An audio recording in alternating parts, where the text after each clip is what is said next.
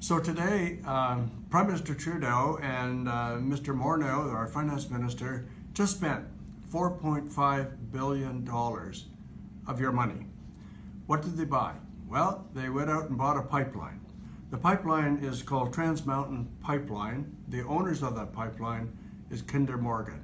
So who is Kinder Morgan? Kinder Morgan is a Texas company that was prepared to build this pipeline in Canada without any taxpayers' dollars involved.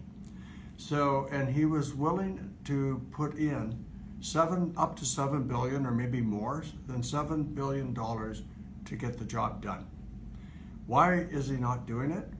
Because Prime Minister Trudeau and his government continue to put barriers in front of him that he just could never seem to get over.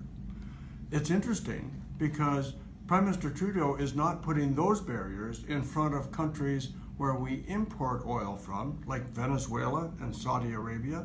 They don't have to meet those criteria, but he was making those criteria in place so that we would have difficulty exporting our oil to other countries.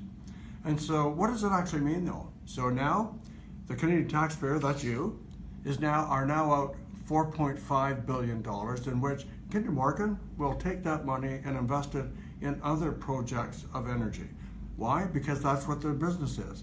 And so that money now will likely be in competition to what we tried to do in Canada to export our oil. The other part, we lost $7 billion now that is not going to be in Canada. That $7 billion will also be invested in other countries in projects likely to compete against Canada.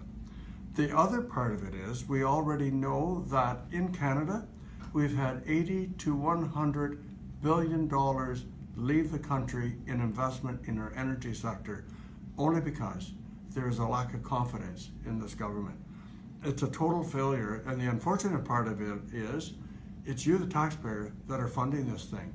And he has to now go and find a private company to buy it so that they will build it.